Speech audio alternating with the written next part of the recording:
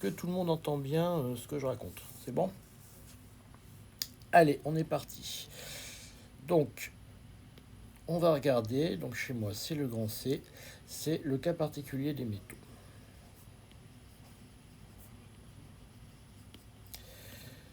Donc, dans un métal, ce qui caractérise un métal, c'est qu'on a une très grande densité électronique. Donc, les impuretés, elles sont très fortement écrantées.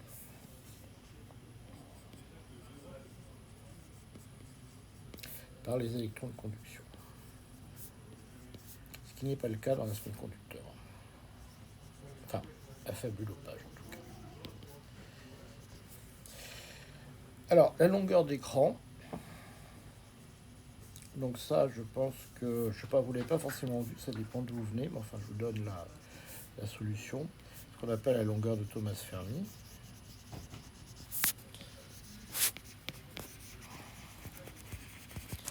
Donc ça, vous le trouverez dans tous les bons livres.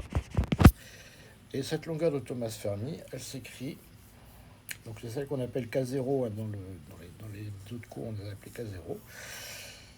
Donc K0 carré, donc c'est pas à savoir par cœur, hein, c'est un M. Ouais, des fois je mets l'étoile, des fois je mets pas l'étoile, donc je ne mets pas du tout, comme ça sera mieux. 4, il y a un 4, il y a un E carré, et puis il y a un VF ici, et il y a un pi H bar cube. Donc en fait, vous voyez que la densité électronique, elle intervient par ici. D'accord, en fait, elle intervient. Il y a la vitesse de Fermi qui devient extrêmement grande dans un métal. Okay. Donc dans un semi-conducteur, en fait, vous avez beaucoup moins parce que la densité peut être des ordres de grandeur plus faibles,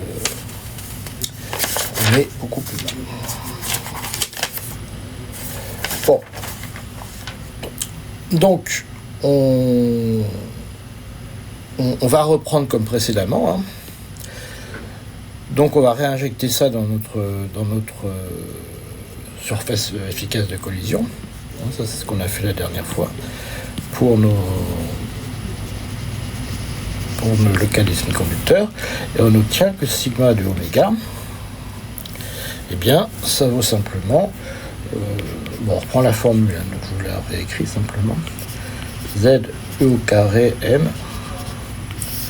sur H bar carré. Donc ça, je le recopie simplement. Le tout au carré. Et puis j'ai ici, ça c'est le terme important, j'ai ma longueur d'écran qui apparaît ici, plus K au carré. Le tout au carré. Et je vous rappelle que ici, le K, il représente K moins K'.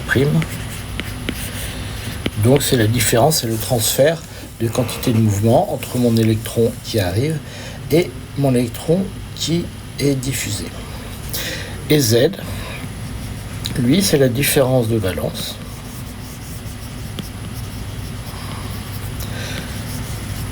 entre l'ion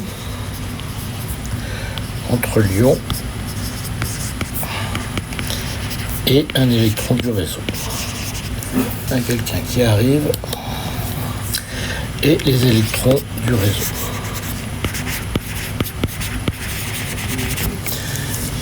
Voilà.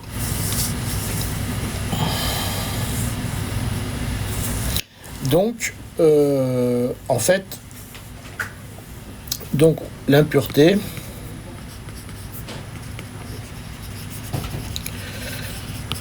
elle porte une charge Z2. Ça, c'est pas un scoop.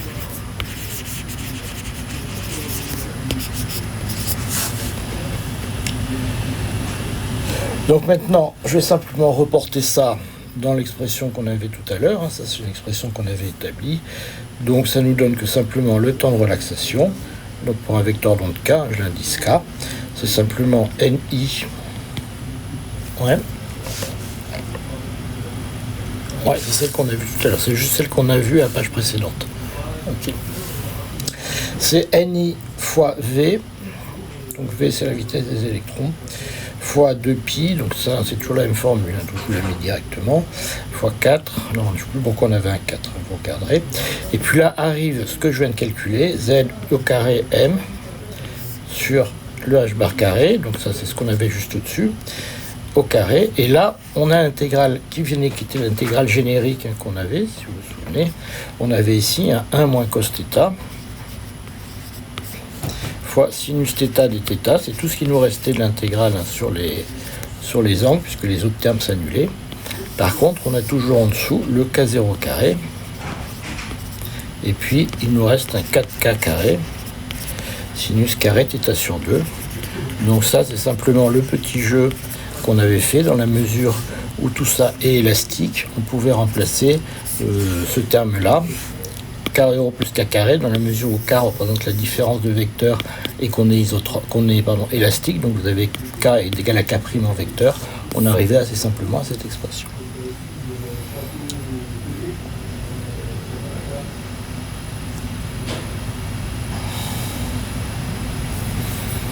Alors, ce qui va se passer, c'est que ce truc-là, on peut regarder un cas limite qui est extrêmement simple. D'accord ? Parce que si vous regardez bien cette expression, je suis en train d'admettre des gens, c'est ça que je m'arrête de temps en temps. Si vous regardez cette expression, vous vous rendez compte qu'il y a un cas qui est extrêmement simple, c'est si on est à basse température. Parce que je vous ai dit, quand on va regarder un métal, en fait, tout se passe au niveau de Fermi, modulo la température et on est en train de planter mon main, j'espère pas. Modulo la température et éventuellement la tension. Ok ? Donc, attendez, il y a mon ordinateur qui se met à me causer là. Ouais, c'est bon, je vous écoute.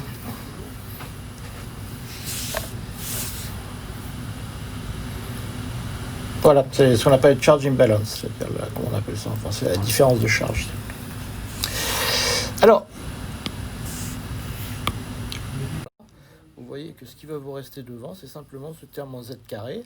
Et puis vous avez ici, alors le Ni qui correspond quand même au nombre d'impuretés, à la densité d'impuretés, d'accord, ça c'est important quand même. Et puis vous avez tout le reste, ma foi, c'est les termes qui sont fixés, parce que le V, c'est la vitesse de Fermi. Bon, dans un métal donné, ça va pas varier énormément. Et puis vous avez ici que les termes qui sont en Z carré. Donc en fait, on va reporter les termes variables ici. Et vous avez, alors qu'est-ce qu'il nous reste ici ? Il nous reste un Ah oui, non, mais j'ai une question.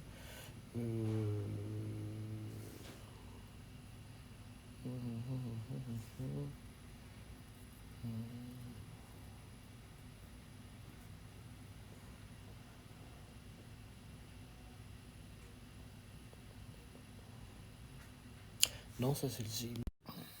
Le cas, l'approximation la plus simple, c'est le cas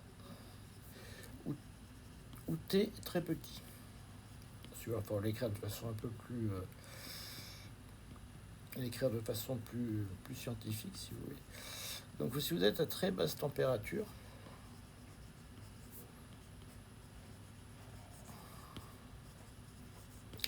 vous pouvez faire l'approximation. C'est super mal écrit, quand même, je vais l'écrire mieux. Très basse température. Ah oui, c'est vrai, je peux affiner le crayon, vous avez raison. Voilà, là, je l'ai affiné. À très basse température, on peut approximer K, c'est mieux comme ça, par KF. D'accord ? Alors, le problème, c'est évidemment de savoir ce qu'on appelle très basse température. Alors, pour ça, en fait, ce qu'il faut faire, c'est calculer l'intégrale et puis regarder à quel moment vous déviez fortement de cette approximation. À ce moment-là, ce que vous avez, simplement, l'intégrale devient l'intégrale. Vous obtenez simplement l'intégrale de 0 à pi de 1 moins cos θ, sinus θ de θ, sur K0 carré, plus 4kf au carré, sinus carré θ sur 2, tout au carré. Et vous voyez que ce truc-là, maintenant, c'est un nombre. C'est simplement un nombre. D'accord ? Puisque vous n'avez plus rien. Vous avez fixé, toutes les constantes sont fixées. Donc finalement, c'est une intégrale qui est uniquement un nombre. D'accord. Et en plus, normalement, elle a le bon goût de converger. Enfin, elle n'est pas trop méchante, cette intégrale. Donc finalement, le 1 sur tau E,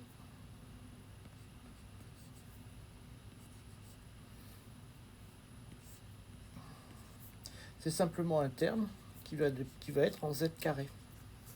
D'accord. Parce que si vous regardez ce qui reste, la résistance, c'est 1 sur sigma. La résistivité, c'est essentiellement 1 sur sigma. Et ça, c'est 1 sur tau. Ça, c'est proportionnel à 1 sur tau. Donc vous avez que 1 sur tau, c'est proportionnel à un V et puis un Z au carré. Voilà.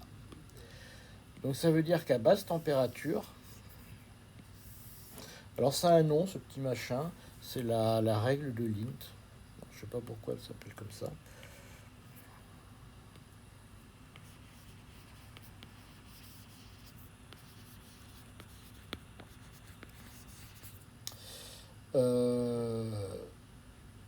Donc ça, la règle de Lint, elle vous dit qu'en fait, quand vous avez des impuretés de plus en plus lourdes, parce qu'en fait le Z c'est le poids des impuretés, hein, quand vous déplacez le tableau vers la droite, plus vous allez vous déplacer le tableau vers la droite, plus l'impureté va entraîner, va faire changer ça c'est ce qu'on appelle la résistivité résiduelle. Hein.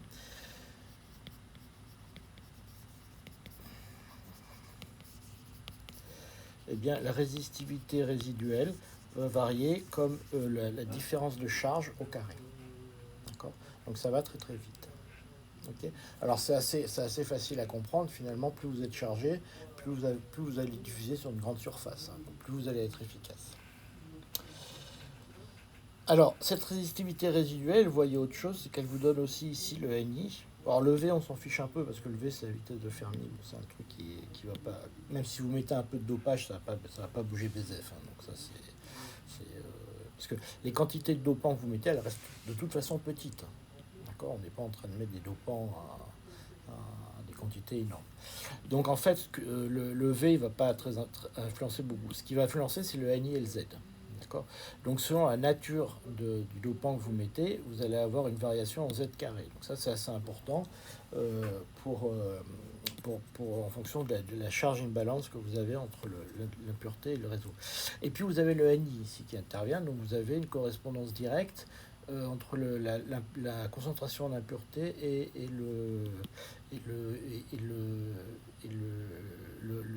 la résistance résiduelle que vous avez là.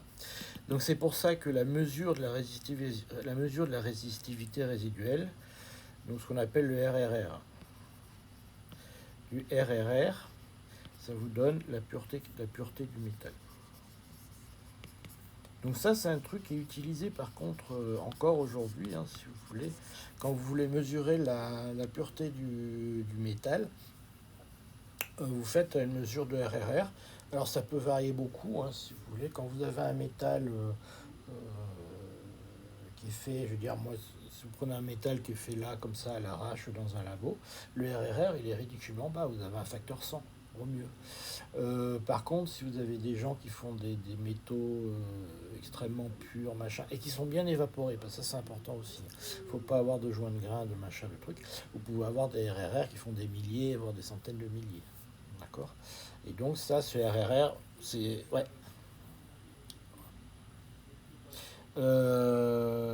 C'est la residual resistivity, non, ratio de residual resistivity. C'est le ratio residual resistivity. Donc c'est le ratio entre la résistance à l'ambiante et la résistance à basse température. C'est défini comme ça en fait. Donc c'est le ratio entre ce que vous avez ici, donc votre truc qui fait comme ça. Vous prenez le ratio entre 300K et ce truc là, et la résiduelle.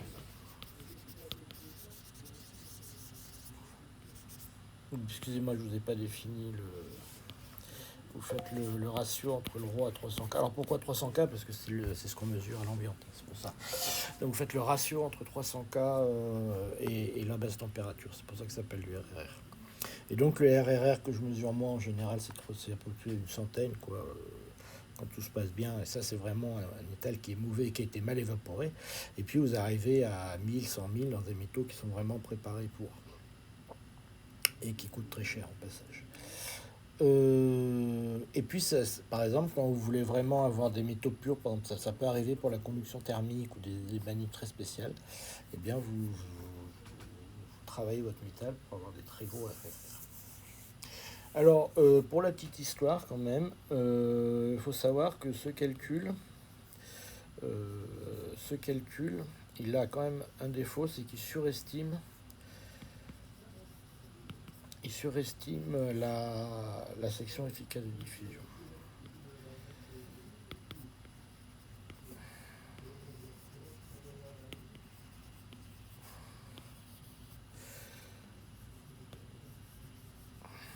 C'est-à-dire que si vous essayez, en fait, si vous le mesurez, vous trouvez moins.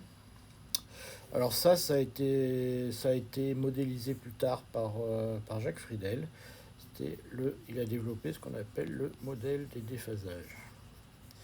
Et là, par contre, ça dépasse mes compétences pour vous l'expliquer. Donc ça a été développé par Jacques Friedel, qui était le prof de mon master, puisqu'il s'appelait le DEA Friedel à l'époque, quand j'étais à Paris. Là, Madame Épinay a fait ses études. Voilà.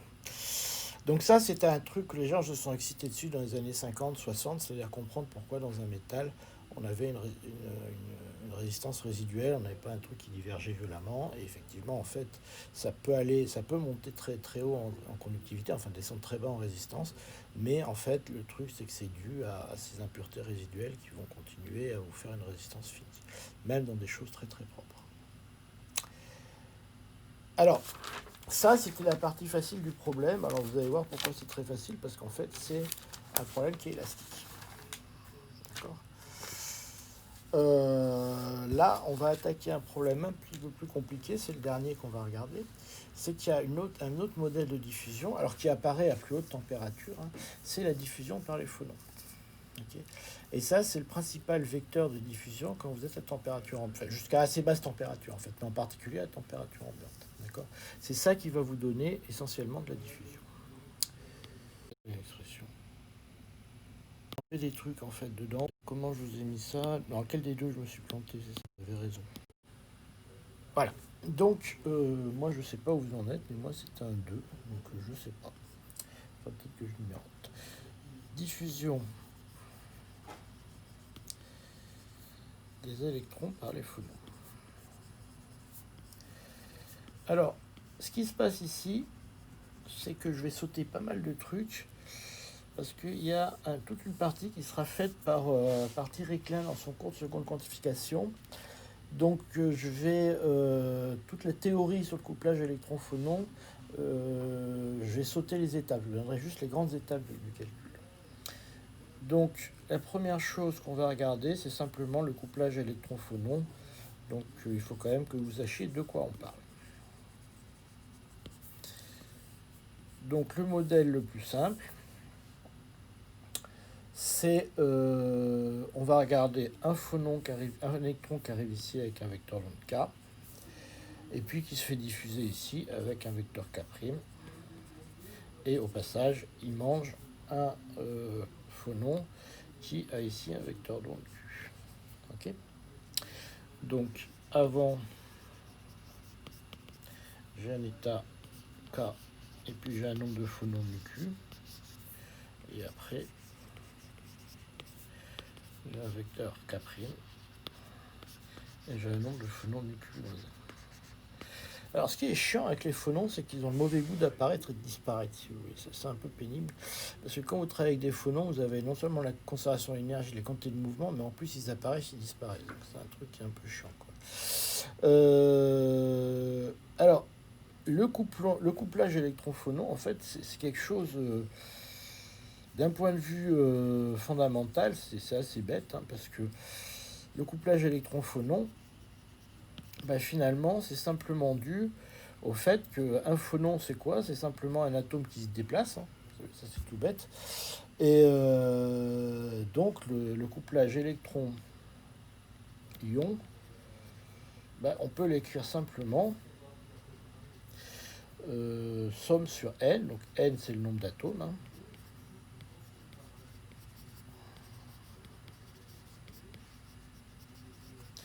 Alors V c'est simple, enfin U, et puis j'ai R moins Rn0.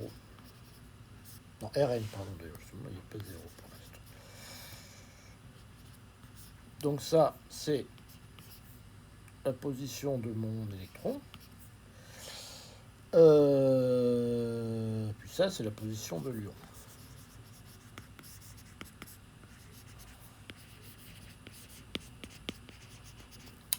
Bon, alors jusque-là, ça paraît logique, hein. Je fais simplement que l'interaction, c'est entre la position de...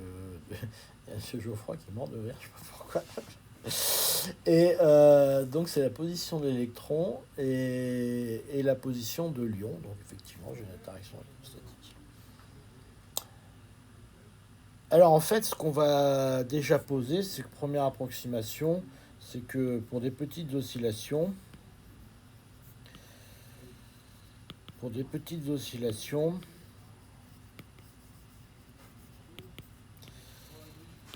on prend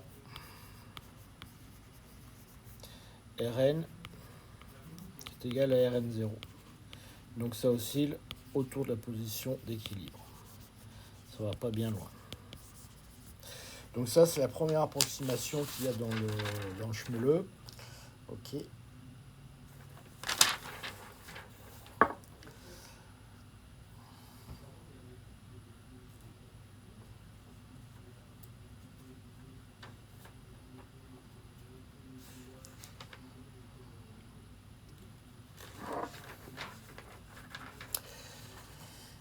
Et alors après, alors vous avez vu quand même les opérateurs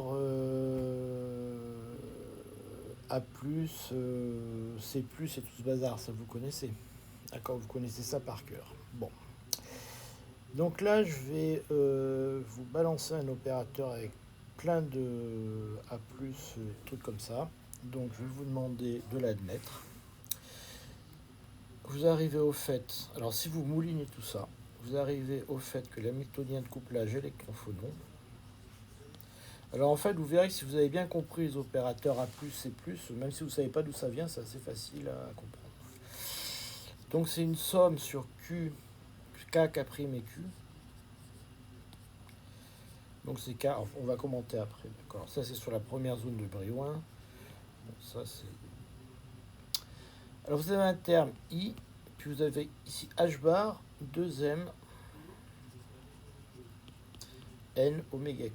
Donc ça, c'est un préfacteur, on verra tout à l'heure, il va nous servir, N c'est le nombre de photons. Vous avez un terme EQ, donc on verra ce que c'est, je la marque, hein, puis vous verrez tout à l'heure ce que c'est. Ici un terme K moins K', d'accord. Vous avez ici un U tilde qui est la transformée de Fourier de K moins K'. Et c'est là que vous avez toute une série de termes, on va voir ce que c'est. Ah ouais, il manque une barre de fraction, ça c'est vrai. Et puis il vous reste un terme ici qui est S de Q plus K' moins Q. Moins Q. 2M N. Je vais le réécrire. Je vais le réécrire. Parce qu'il n'est pas super intuitif ce terme. C'est H bar sur 2M N oméga Q. N c'est le nombre de phonons, 2M c'est la masse des électrons et oméga Q c'est la pulsation du phonon. Puis là aussi je vais essayer de l'écrire proprement. Plus K' moins Q. Okay, et c'est là que vous allez avoir tous vos phonons. C'est K' plus Q, C plus CK. Okay, et là vous avez un A, Q, A plus, moins Q. Bon. Alors ça, bon, évidemment, c'est pas complètement intuitif, donc essayez pas de le trouver en 2 secondes, parce qu'il y a quand même 2 pages de calcul hein, pour le trouver. Donc ça, Thierry vous le fera en cours proprement. Ce qu'on va juste essayer de voir, c'est un peu d'où ça vient, ce machin. Enfin, comment on peut le comprendre. Ouais. Il y a une faute. Ouais. Alors justement, on va voir ce que c'est que les EQ. Bon, ça c'est un préfacteur. Ouais. Le phonon.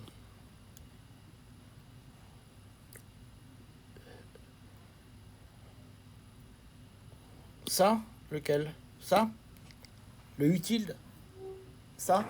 Ça va transformer le Fourier du potentiel. Ça va transformer le Fourier de lui. Ok.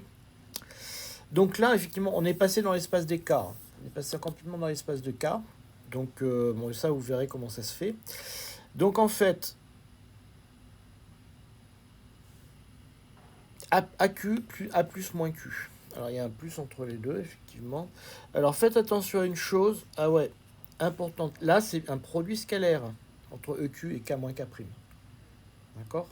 C'est un produit scalaire entre EQ et K moins K'. Alors, qu'est-ce qu'on peut dire de ce bazar? Les choses simples. On va commenter déjà les choses simples.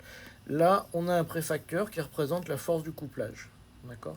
Alors, on va voir tout à l'heure qu'en fait, le oméga Q, on va regarder les couplages à petit q. Okay. Les couplages à grand Q, en fait, ils vont diminuer assez vite. Quand on couple avec des phonons de très grande énergie, ça va se casser la gueule assez vite.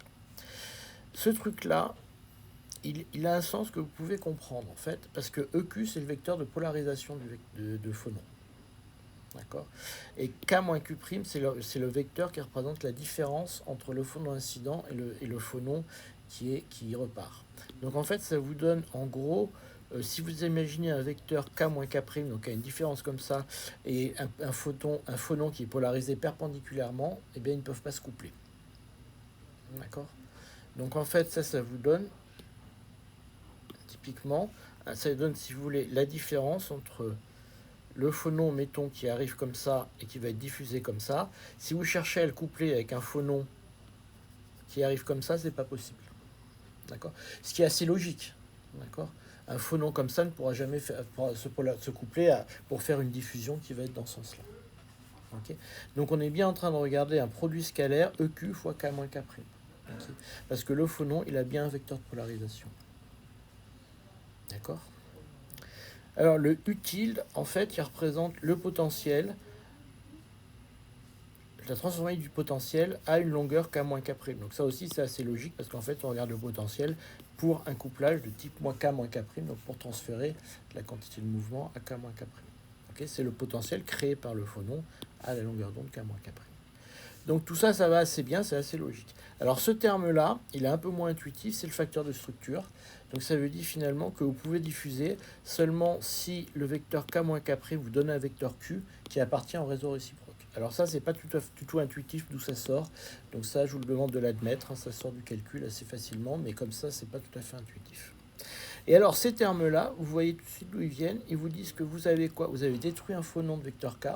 Vous avez un électron de vecteur K, vous avez créé un phonon, pardon, vous avez détruit un électron de vecteur K, vous avez créé ici un phonon, je n'y arrive pas, détruit un électron de vecteur K, vous avez créé un électron de vecteur K plus Q, donc là il y a une connerie dans ce que je vous ai marqué, il y a une connerie dans ce que je vous ai marqué, parce que c'est K', ouais, c'est juste K', exactement. Vous avez créé un électron de vecteur K', d'accord. Et puis au passage, vous avez détruit un électron de vecteur Q, d'accord. Alors pourquoi ici un vecteur de vecteur à plus de vecteur moins K'? C'est parce que vous pouvez avoir le processus inverse qui est d'émettre un vecteur donc de vecteur moins K', mais en fait ça fait un processus équivalent. D'accord. Pour la conservation de la quantité de mouvement, c'est la même chose.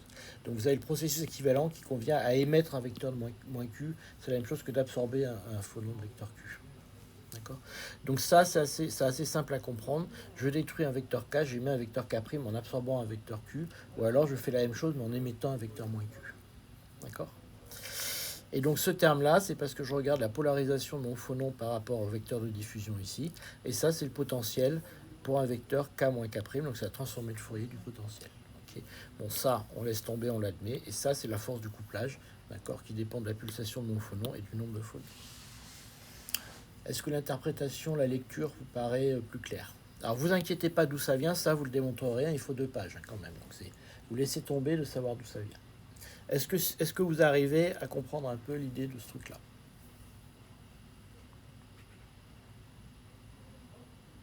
Ouais, ouais. Ça, maintenant, on va s'en servir. C'est ça le plus important. Ouais.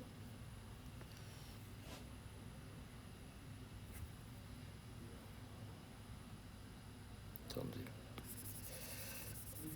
Je vais vous réécrire tout ça proprement.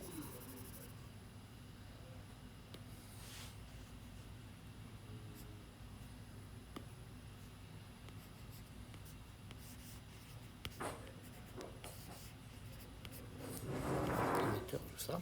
Ok. Je crée.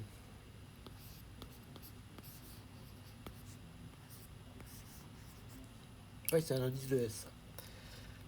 Ah oui, c'est ça. Alors, je vais peut-être faire un grand S pour que ça soit plus clair. Je sais pas. Ah ouais. Comme ça? Non, ça va pas. C'est bien comme ça? D'accord.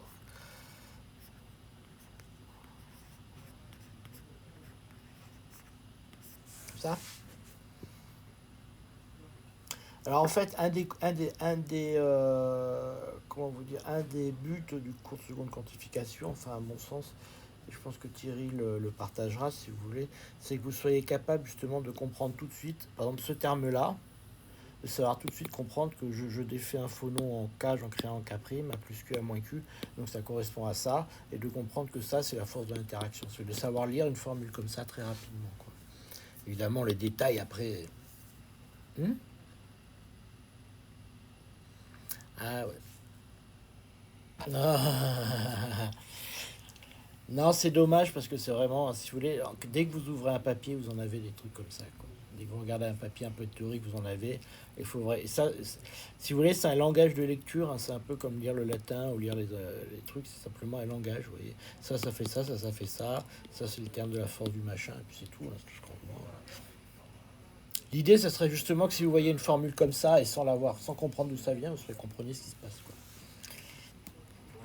Tournicote la vis de derrière. Ouais. Quand tu as une indication comme ça, c'est déjà que tu vas pas. Voilà, c'est ça. En général, on met C pour les fermions et A pour les bosons. En général, c'est comme ça. Bon, voilà, donc on en est là et on est content. Euh, donc, donc j'en étais là. Donc, allez, on continue dans la joie et la bonne humeur. Parce que. Alors, attends. Regardons un petit peu ce qui se passe. Voilà, il est là. Eh bien, on a un terme, bon, on va le remettre là. Vous avez un terme ici qui est en 1 sur oméga Q. D'accord, qui est ici. Et puis, vous avez encore un terme ici. Donc, vous avez un terme en 1 sur oméga Q ici. Et donc, vous obtenez simplement que vous avez un racine de QS qui apparaît ici. Et alors, si je ne me trompe pas, ici, vous avez un K moins K' qui va vous donner Q aussi. Donc, vous trouvez un terme qui est en racine de Q. D'accord. Exactement, c'est H bar sur 2R. Donc, on va regarder ce qui se passe. Donc pour un potentiel écranté, ça on l'avait vu tout à l'heure, on en revient toujours à la même chose. Donc que vaut le U tilde?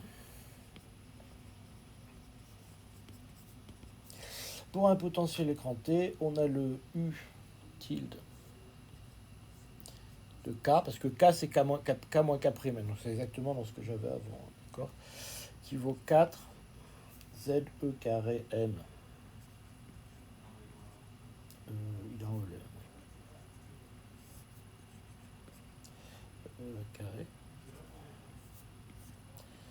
au carré, et puis 1 K0 carré plus K carré, le tout au carré. Alors, donc quand K tend vers 0, on a évidemment K qui devient très petit de K0. Bon, ça c'est évident. Okay.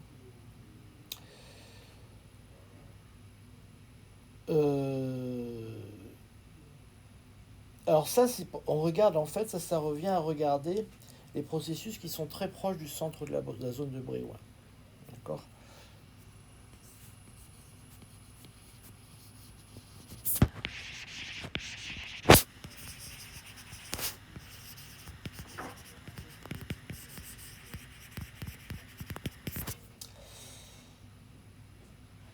Et donc, vous avez de façon évidente, alors oui, ça je vais vous le dire, enfin, vous avez donc K carré qui est très petit devant K0 carré, hein, ça c'est une évidence. Okay. À ce moment-là, vous avez que U tilde de K est une constante. Ok, ça c'est logique, hein, si j'enlève le deuxième terme, ça devient une constante. Ça veut dire effectivement que, en fait, ça veut dire qu'à grande longueur, oui,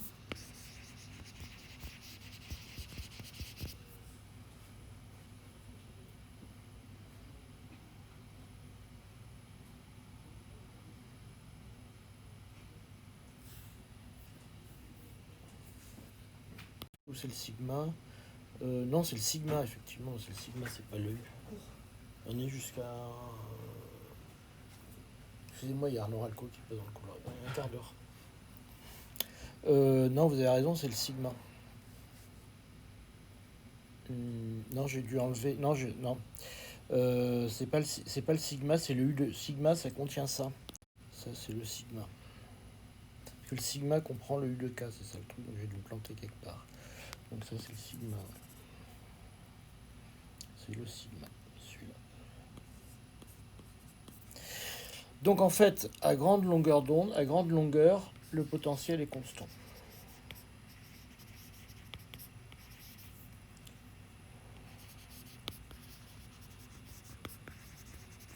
En fait, le U, il est par là. La transformée de Fourier de U, elle est là. Elle intervient dans le sigma, elle est là.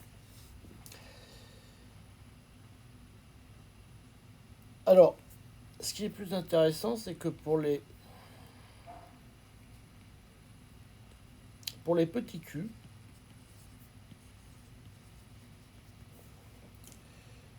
pour les phonons acoustiques, donc vous savez ce que c'est les phonons acoustiques, hein, c'est les petits.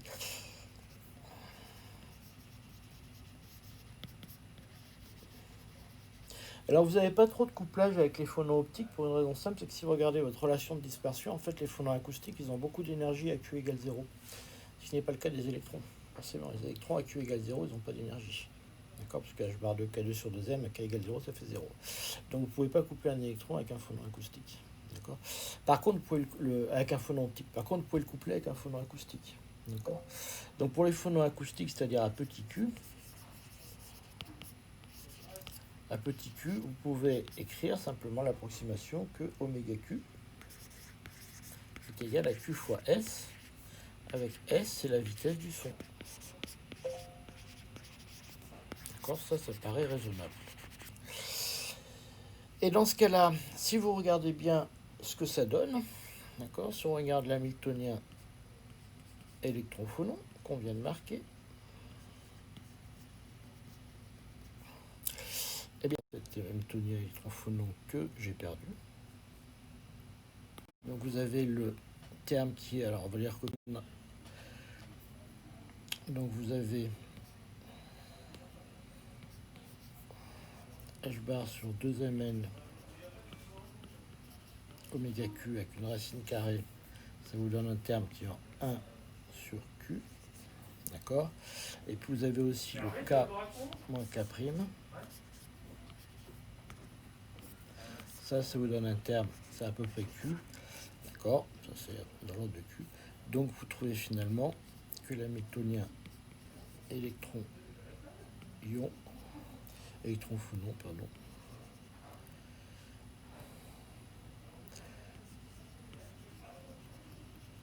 c'est un terme qui varie en racine de Q.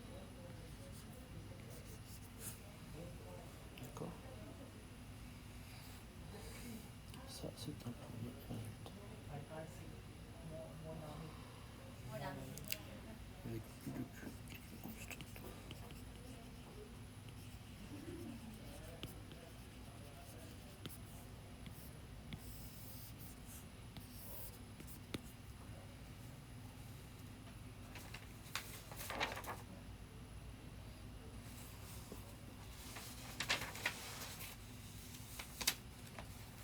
Voilà, donc ça, on a maintenant établi comment varient les couplages électron-phonons en partie à petit q.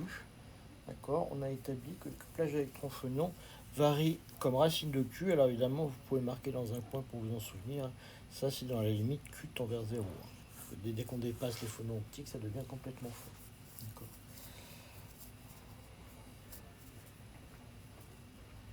Alors je vous rappelle que vous avez deux processus. C'est soit absorption de Q ou alors émission de moins Q. Voilà. Bien, ben là on a presque fini notre affaire. Maintenant, il va juste falloir regarder le temps de relaxation lié au couplage, puisque maintenant on a ce couplage. Donc, on va regarder comment cette histoire fonctionne.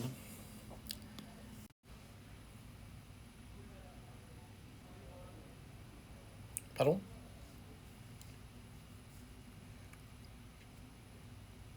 Non, ça c'est la section efficace de collision, et en fait elle contient ici la transformée de Fourier du potentiel, et donc la transformée du potentiel, c'est ce truc-là, d'accord ?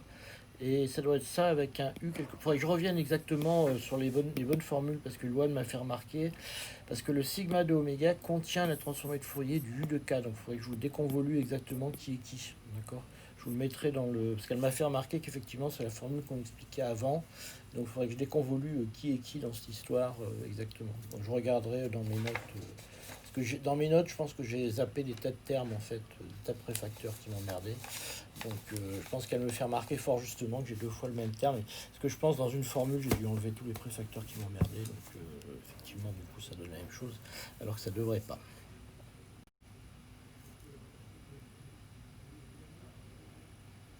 Non, mais à grande longueur d'onde, on a un potentiel constant. Alors à petite longueur d'onde, non, à petite longueur d'onde, on est à grand K. On est à grand K à petite longueur d'onde, d'accord ? Donc quand vous êtes à grand K, c'est pas la même chose. Parce que là, on regarde le problème qui est à petite longueur d'onde, donc à grande distance. Ok ?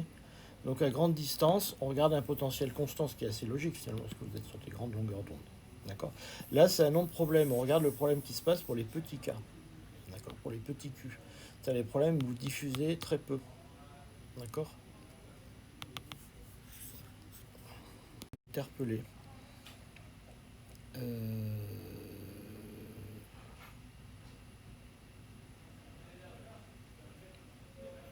Non, non, c'est vous qui avez raison, effectivement, là, on est dans la limite à petit K, à petit Q. Parce que quand vous êtes quand vous êtes dans les phonons acoustiques, vous êtes sur les petits Q. Effectivement, monsieur Lample, c'est vous qui avez raison. Parce que les phonons acoustiques, c'est ceux qui sont au bord de la relation de dispersion. Vous avez bien raison, on est dans la limite à petit. Donc, j'en suis au B. Le temps de relaxation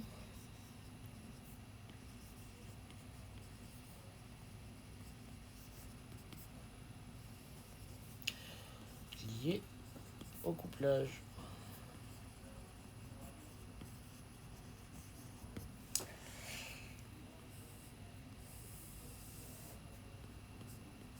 Oui.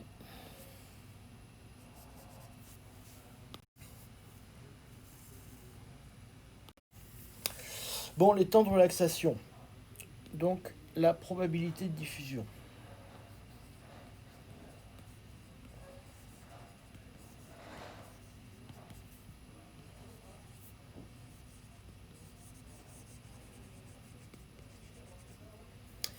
Alors, la probabilité de diffusion, donc, vous avez ici oméga de K plus Q. Attendez, je vous ai peut-être dit une bêtise là, du coup. Donc, W de K plus Q, K, c'est un truc qu'on peut écrire sous la forme suivante, 2pi sur H bar, Et puis après la suite, vous la connaissez. Donc on va simplifier, hein. Je vais écrire simplement un terme qui va être bêta de q au carré. Donc là-dedans, j'ai mis toutes les constantes, vous allez voir tout à l'heure. Et puis j'ai un terme ici, donc ça c'est simplement les termes de transition. Donc j'ai nu moins q plus 1, ça c'est le terme qu'on a vu tout à l'heure, donc on va l'expliciter. Donc avec k plus q. Ok. Et puis j'ai ici un terme c plus k plus q, ck a plus moins q. Donc ça c'est le terme que vous aimez bien. Puis j'ai aussi nu moins q, k. Donc au carré. Voilà, ça c'est votre cours de seconde quantification. Et puis j'ai aussi quand même un delta, parce qu'il faut bien que je conserve l'énergie en bas A. Donc j'ai epsilon k plus q plus h bar oméga q, puisque je vais créer ici un phonon, moins epsilon k, ça c'est celui que j'ai détruit. Ok. Et puis j'ai le cas où je détruis mon phonon, plus, alors j'ai ici un terme que j'appelle aussi BQ, vous allez voir en fait ce BQ ce que c'est. Et là, j'ai l'autre trace, l'autre processus, donc j'ai nu q moins 1. Ah oui, alors faites gaffe, effectivement, j'écris mal, hein. C'est nu q plus 1, d'accord? C'est le nu q, je rajoute un électron ici. Nu q moins 1. Puis là, j'ai toujours k plus q. Justement, je vais le définir juste après, d'accord? C plus k plus q, ck a q mu q k au carré. Et puis c'est pareil, j'ai toujours une delta qui traîne ici. Donc j'ai un delta de epsilon k plus q plus. Alors là c'est un moins du coup parce que j'ai perdu l'énergie de mon phonon.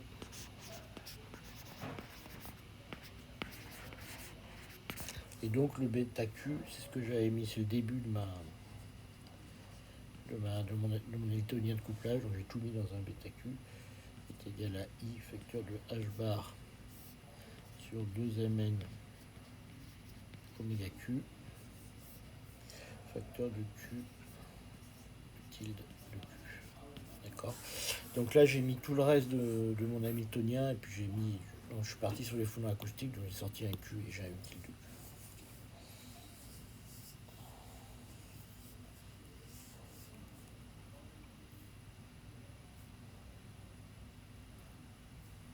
Voilà, okay, c'est juste une négation. Donc là, c'est juste une notation. Hein, donc maintenant, avec votre cours de seconde quantification, ça doit vous paraître clair. Hein. Je regarde les processus où je crée je crée un phonon de vecteur d'onde de mu-q et je crée. Alors attendez, faut faire attention à ce que j'écris. J'aurais dû mieux écrire. Parce que je voudrais. Ouais. Est-ce que vous. Il faut que j'écrive vraiment mieux parce que là, vous n'avez pas vu tout ce que je fais. Il y a un moins ici. Il y a un moins ici. D'accord. Donc là, je suis en train de créer un vecteur de vecteur. Je suis en train de créer un phonon de vecteur donc moins q. D'accord. Donc ça correspond à ces processus-là.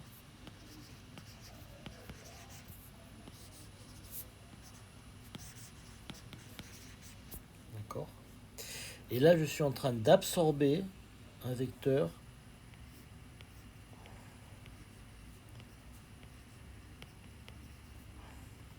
de vecteur d'onde q. D'accord. Donc si vous, alors ça, il faut bien que vous regardez ces processus. Quand vous avez le dessin, vous pouvez remettre tout seul les vecteurs, les opérateurs seconde quantification. D'accord. Là, c'est pour ça que j'ai un nu moins q, d'accord, que je suis en train de créer. D'accord. Donc j'augmente d'une unité mes vecteurs nu moins q, parce que je viens d'en créer un. Donc j'augmente d'une unité. Ici, je suis en train d'en détruire un. Donc mes vecteurs nu-q, je suis en train de les détruire d'une unité. Est-ce que tout le monde voit ça bien? Tous ceux qui ont fait le cours de Thierry, c'est clair? Donc autre chose, vous voyez, l'idée c'est de passer facilement de ces petits dessins à ces machins-là.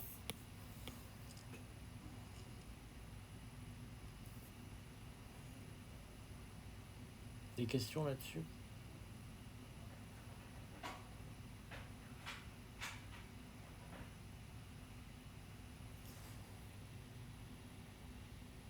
Celui-là?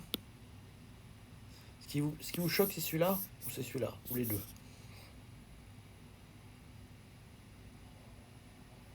Alors, bah, vous regardez ce que vous avez à la fin. C'est-à-dire qu'à la fin ici, quand vous avez créé un phonon, à la fin, vous avez E k plus Q plus H bar oméga Q puisque vous avez créé un phonon. Et inverse pour l'autre. Ok. Nous y voici, nous y voilà.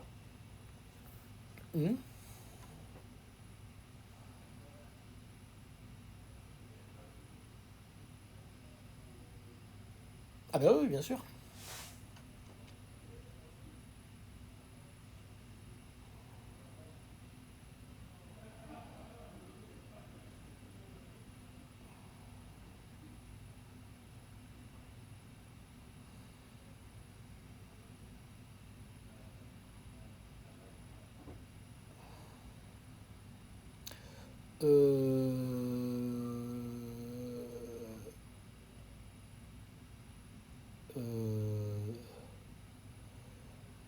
Parce que dans un cas, oui, c'est par rapport au sens des flèches. C'est par rapport au sens des flèches. Il y en a un qui rentre et un qui sort dans la somme.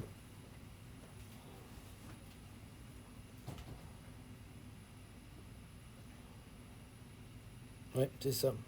Parce qu'il y en a un qui sort et un qui rentre. C'est ça le truc. C'est ça le truc, c'est que il faut regarder le sens des vecteurs. C'est ça le problème. Parce que émettre un phonon de vecteur d'onde moins Q, c'est comme en absorber un de vecteur d'onde Q. Parce que vous avez un moins fois moins, si vous voulez. Parce qu'il y en a un qui est émis, un qui est absorbé. Donc quand vous émettez un phonon de vecteur d'onde moins Q, c'est comme en absorber un de vecteur d'onde Q, au niveau du processus microscopique. C'est ça qui est un piège, c'est que vous ne pouvez pas absorber. Si vous regardez, parce que vous, ce que vous avez fait comme raisonnement, c'est que j'ai K et j'ai mes moins Q, donc ça devrait faire K moins Q. Mais non, parce que vous émettez moins Q. Est-ce que vous voyez ce que je veux dire? Et ça, c'est jamais pris en compte. En mécanique classique, vous avez toujours, vous pouvez avoir, c'est ce que je vous disais, un phonon, c'est chiant parce que ça peut être créé. Vous voyez ce que je veux dire? Quand vous regardez des collisions classiques, vous n'avez jamais création d'une bille. Alors que là, vous avez création d'une bille. Est-ce que vous me suivez? Donc c'est pour ça que vous avez conservation et quantité de mouvement, même dans ce cas-là. Et ça, c'est complètement anti-intuitif. Alors, qu'est-ce qu'on va faire comme approximation pour que ça soit sympa? Donc, on va dire déjà, première chose, on va dire que pour s'en sortir, on va dire que nu-q est très grand. D'accord? Ce qui nous dit que, essentiellement, on va dire que nu-q-1, c'est de l'ordre de nu-q. C'est de l'ordre de nu-q. C'est de l'ordre de nu-q plus 1. Puis pareil pour les nu-q.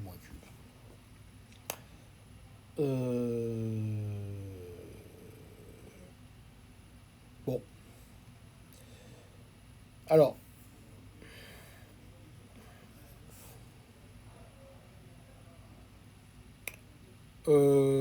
Disons suffisamment pour qu'on ait beaucoup de phonons, effectivement. Alors, Brandt, en fait, ouais, on verra ce que ça veut dire. C'est-à-dire qu'on n'est pas dans... On va passer d'un régime résiduel au régime de phonons, en fait, c'est ça que ça veut dire, quoi. Mais très vite, on va en avoir assez pour que ça fasse ça. En fait, vous verrez que l'approximation suivante, c'est sur la fonction de distribution des phonons. C'est ça qu'on va faire comme approximation. Ensuite, mais vous avez raison. En fait, la question qui va se poser après, c'est est-ce qu'on prend la fonction de distribution des phonons en Bose-Einstein ou pas. Donc ensuite, au petit q,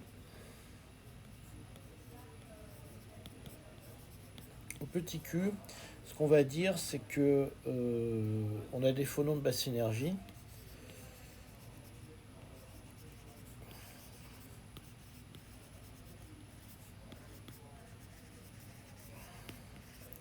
Et donc on va faire l'approximation finalement que K' carré égale K carré. Donc en fait on dit que c'est élastique.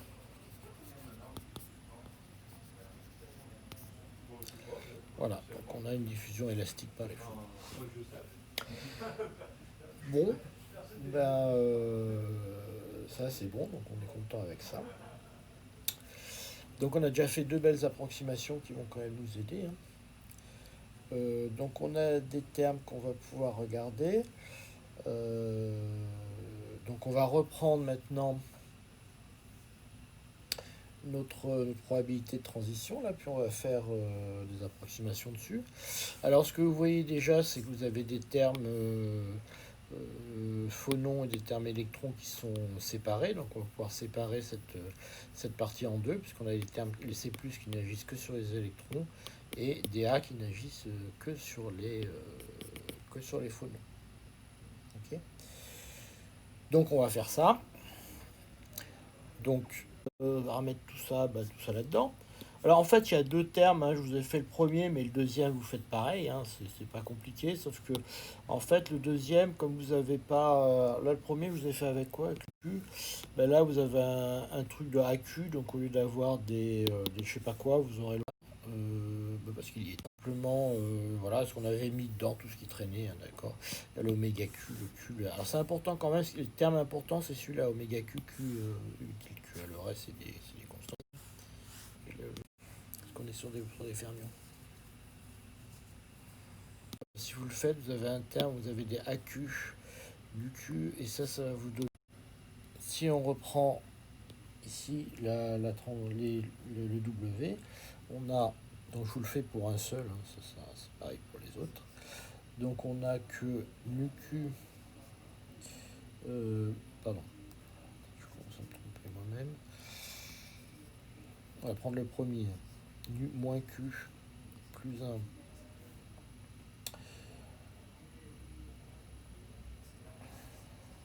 K plus Q, C plus K plus Q, A plus, comment je l'avais écrit, CK, A plus, moins Q, U moins Q, K. Ça, je vais simplement le diviser en deux, hein. Je dis que ça, c'est égal à U moins Q plus 1 A plus moins Q U moins Q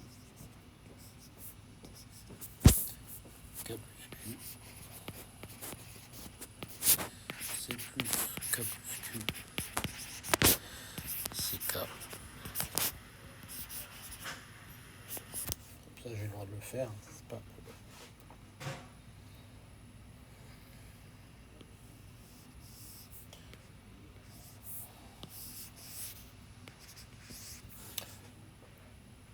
Alors,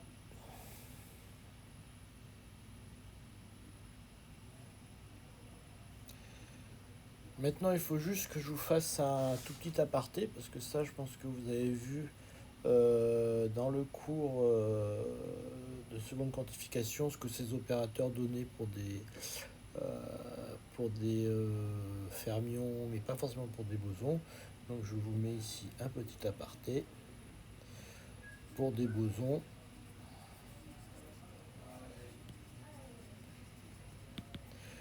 Vous avez que A plus Q appliqué à nu q égale à racine de nu q moins 1 et que a plus q. Déjà ça commence mal parce qu'il n'y a pas de u. Et que a plus q appliqué à nu q égale à nu q plus 1.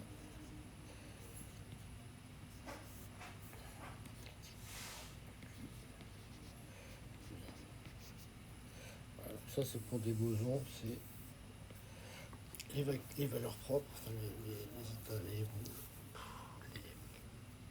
enfin les opérateurs A plus et A plus, AQ, A plus Q quand ils agissent sur des bosons.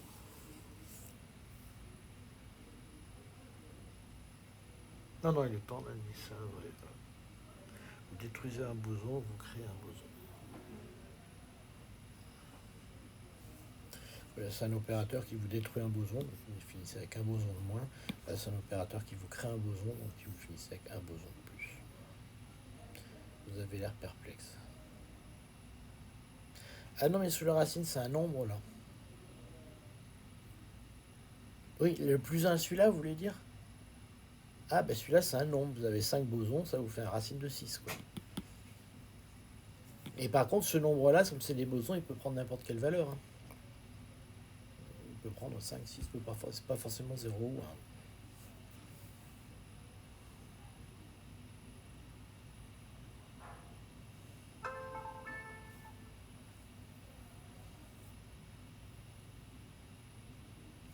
Bien, donc en fait, ben, tout ça, ça nous dit quoi? En fait, ça nous dit que... En plus, j'ai oublié les carrés, donc on va les rajouter quand même. Toc, on va mettre en noir. Toc, toc, ça nous fait un carré. Cloc, cloc, carré, cloc, carré. Voilà. Même 2 barres normalement.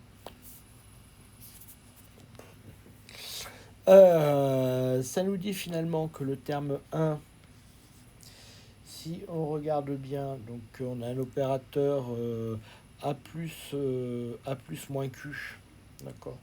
Donc il va nous donner simplement un terme nu Q plus 1, pardon, nu moins Q.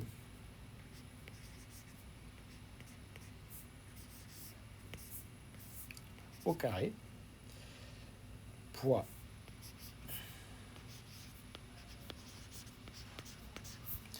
toc nu moins que plus 1 au carré. Puis ça, de façon évidente, ça fait 1. D'accord. Et puis le terme 2, donc ça, vous avez vu en seconde quantification ce que ça vaut. Hein. Ça vaut simplement 1 moins n nk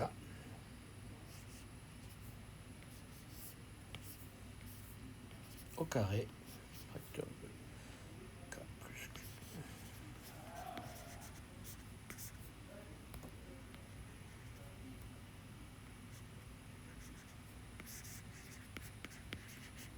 Hop, hop, hop, au carré.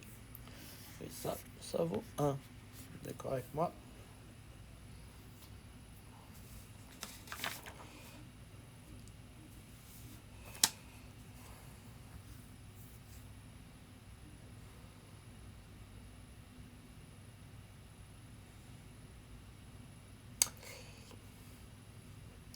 Tout le monde est d'accord?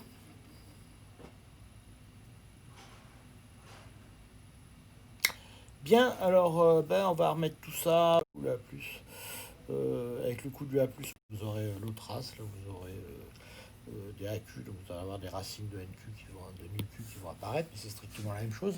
Ok. Donc si je remets tout ça ensemble, eh bien j'obtiens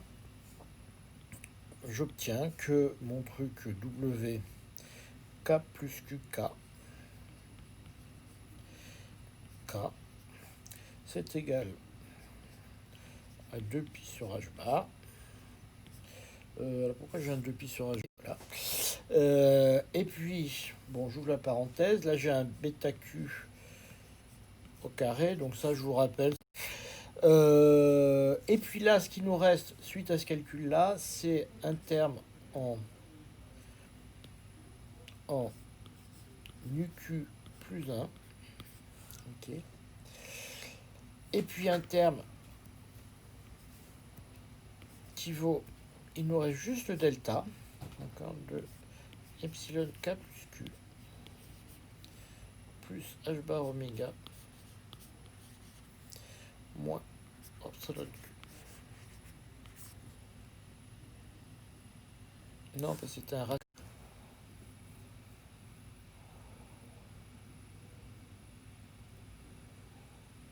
Et puis il nous reste son petit copain qui est bêta q au carré. Et puis là, ce coup-ci, j'ai simplement un UQ. Et puis j'ai un delta de epsilon de EK plus Q moins H bar oméga. Bon. Ouais, mais ce terme-là, il vaut un.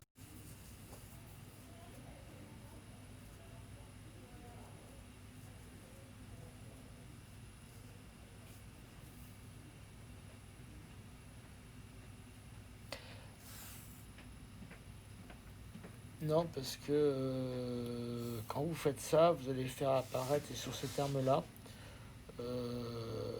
attendez, sur lesquels, je ne sais plus, il faut prendre dans l'ordre, les termes qui vont bien ici avec des racines de nu. Vous le reprenez tranquillement avec les bosons, ça vous donne bien ça.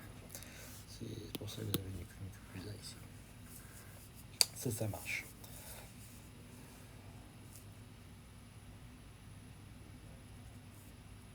Parce qu'un K vaut 0. Ah oui, non, mais ça peut faire 0. Mais quand vous faites votre somme, vous sommez sur les K et K plus Q. Donc vous regardez ce qui se passe. Vous faites une somme, si vous voulez, sur les états. Vous partez des états occupés, forcément. Vous ne partez pas des états vides.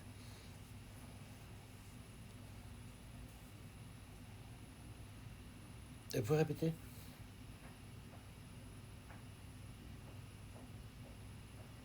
Non, mais attendez, ça on regarde, n'oubliez pas que le W, faites attention parce que le W, après, il est réintégré dans une intégrale, hein. Le W, c'est un bout qui vient dans une intégrale après.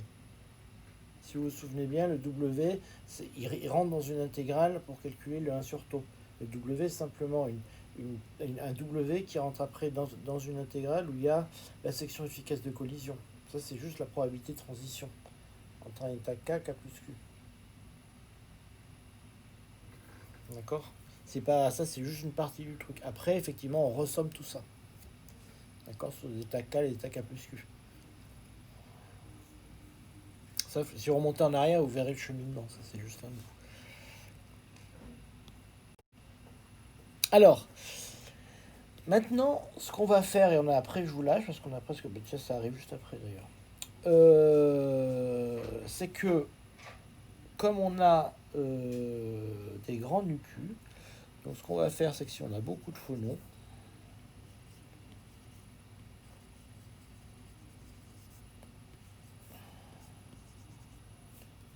c'est très moche mon grand. Pas compose d'ailleurs, c'est qu'on a.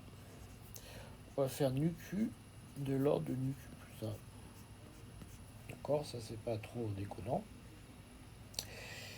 Et on va poser aussi que h bar oméga, qui est très petit devant epsilon k et epsilon k plus q. Ça veut dire qu'on regarde des phonons acoustiques de basse énergie.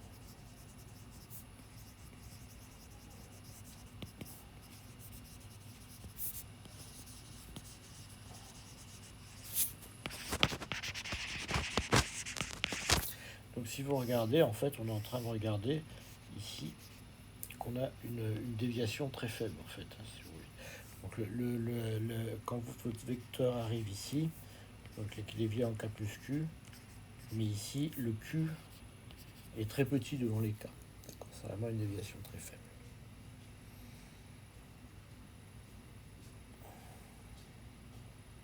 Alors, si vous repartez, alors si vous remettez tout ça justement dans ce qu'on disait, donc le 1 sur taux, il se met sous la forme V sur 2pi cube. D'accord, fois une intégrale de 4pi sur h bar. Et là, on remet notre W kk'.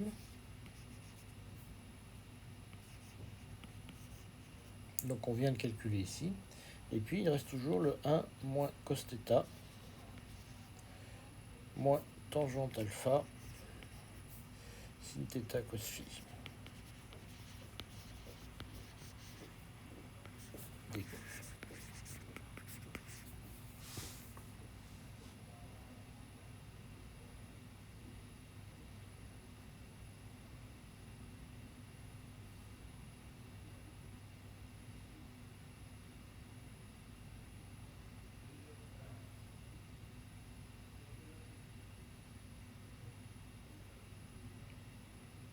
Ben, elle porte sur rien parce qu'il n'y est pas. Pourquoi je vous en ai mis deux? Non, parce que j'ai complètement merdé mon truc. Parce que pour l'instant, il n'y en a qu'une. Donc vous avez raison de me dire qu'il n'y en a qu'une.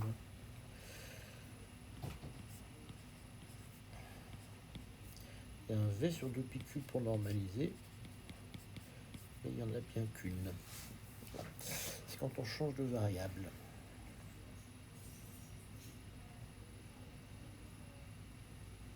Alors, bon, on a toujours ce terme en cosinus phi. Alors lui, c'est toujours pareil, parce que dans toutes les intégrales qu'on a, on n'a jamais un paramètre sur phi. Donc ce truc-là va tendre vers 0, parce que quand vous faites l'intégrale sur dq, en fait, vous avez un terme en dφ qui va apparaître. Et cosinus phi, si vous l'intégrez entre 0 et 2pi sur dφ, ça tend vers 0. Donc vous avez ce truc-là qui va disparaître. Et puis si vous remettez tout ça ensemble, vous vous retrouvez, alors vous avez ici le bêta q qui apparaît, et ça a une expression qui est relativement simple finalement, puisque vous allez vous retrouver avec un truc qui vaut v sur 2pi cube. Et puis ici, vous remettez w de kk' et vous avez un 4pi sur h bar qui lui vient de l'expression qu'on vient de calculer. Et puis vous avez un bêta q au carré. Et tout ce qui vous reste de tout à l'heure, c'est finalement un uq, facteur de 1 moins cos θ. Okay. Et puis il vous reste simplement ici la conservation de l'énergie.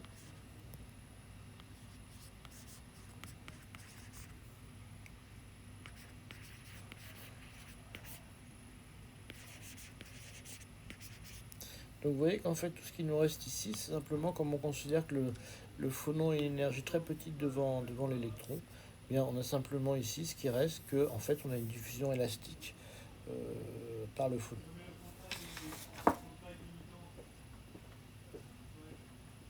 Oui,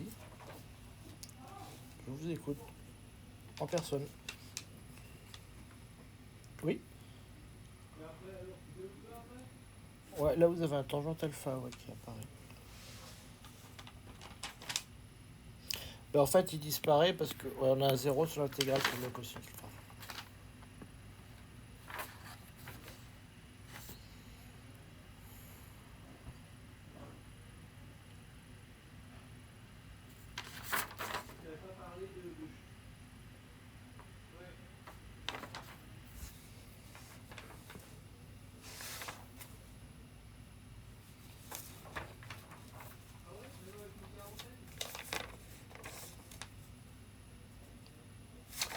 Voilà, donc ça c'est...